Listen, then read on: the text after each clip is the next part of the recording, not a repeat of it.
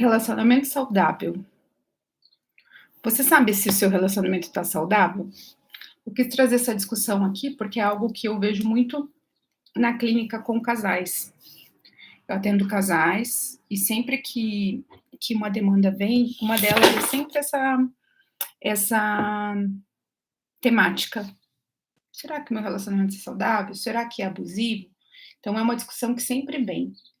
Eu sempre, primeiramente, pontuo, né, que um casamento, um relacionamento saudável, não significa que não tenha momentos difíceis.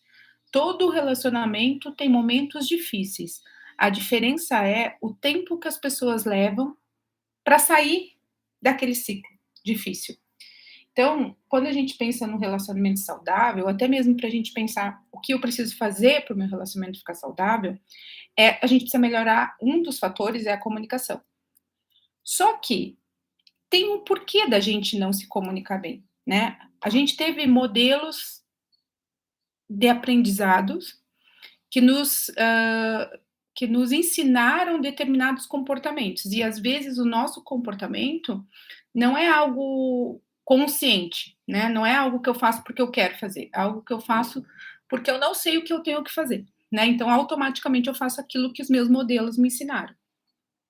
A gente chama isso de modos, né? A gente tem alguns modos de funcionar que tem a ver com a nossa criação, né, com os nossos modelos, e com as atribuições de significados sociais sobre determinados temas, porque a gente tem, né, o que é um bom casamento, né? A gente sabe, a gente tem atribuição de significados que a sociedade impõe para o que é um bom relacionamento. E isso tudo constitui quem a gente é e quem a gente está construindo dentro do relacionamento. Então, a gente sempre tem que levar em conta isso, né? Quais são os modelos de relacionamento que eu tive e como esses modelos e o que esses modelos me ensinaram, né? Porque a gente não para pensar nisso, né? O que esses modelos me ensinaram e o que eu quero levar e o que eu não quero levar. E quando chega na terapia de casal, às vezes é isso que essa temática que a gente vai entender.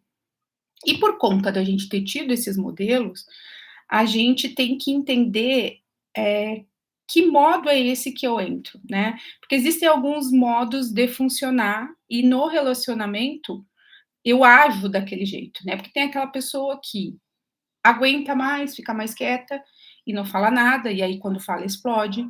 Tem aqueles que são mais intempestivos, que os dois discutem, brigam e se entendem, e tem aqueles casais que ficam sem falar por muito tempo, né? Tipo uma semana, 2 semanas. Conheço casais que ficaram sem se falar até 6 meses morando na mesma casa.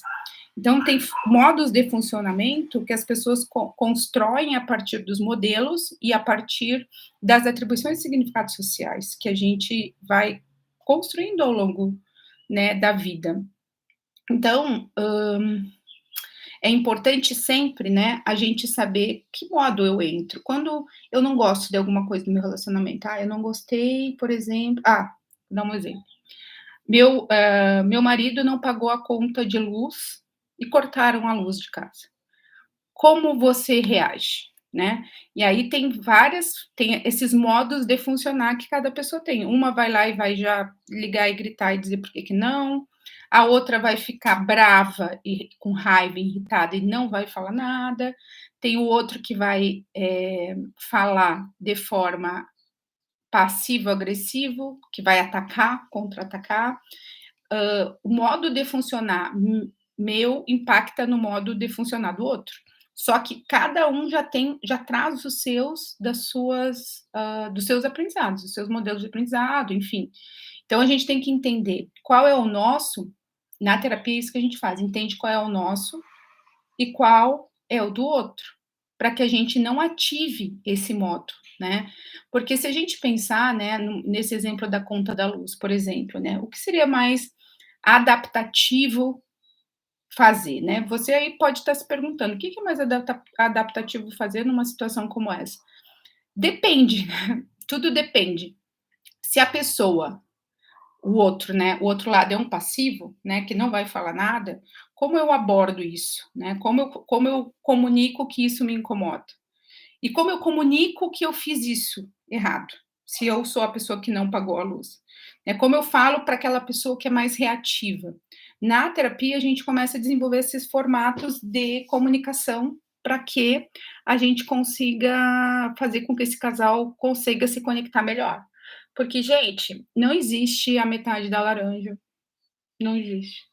A gente precisa construir uma relação com pessoas que têm valores parecidos com a gente, que têm metas de vida parecida com a nossa, porque não é os iguais, mas os que olham para o mesmo lado. É muito difícil tu te relacionar com alguém quando tu olha para um lado e a pessoa olha para o outro, né?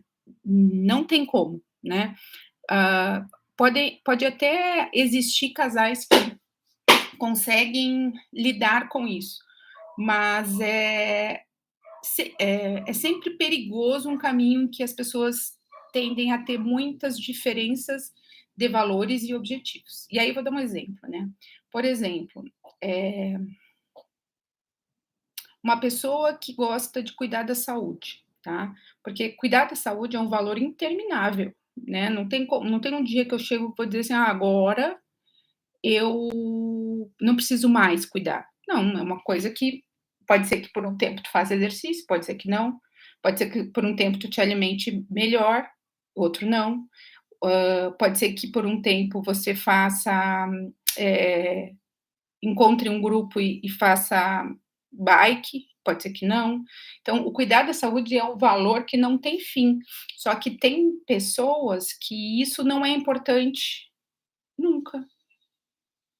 Isso é um defeito? Não, mas isso é algo que se tu não consegue lidar, é algo que acaba afastando o casal. E é difícil de lidar, porque, por exemplo, uma pessoa que tem esse hábito, por exemplo, de fazer exercício, né, ela quer chamar o outro para o esporte, o outro não vai.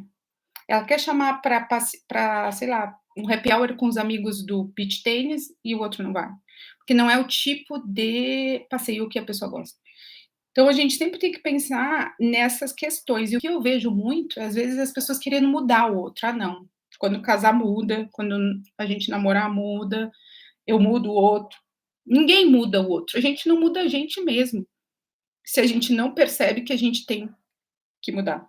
Só muda aquela pessoa que entende que precisa mudar. Então a gente tem que sempre ter claro isso. Não é nosso papel mudar o outro.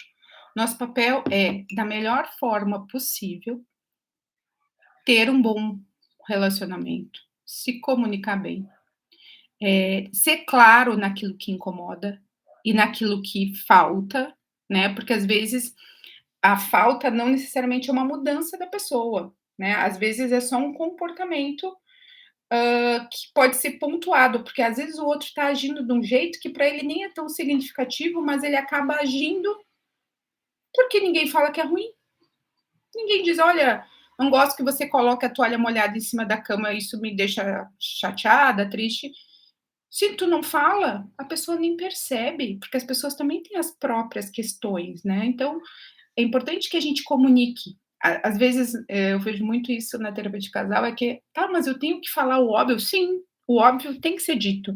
Tem coisas que as pessoas não comunicam porque elas acham que está intrínseco, que está subentendido.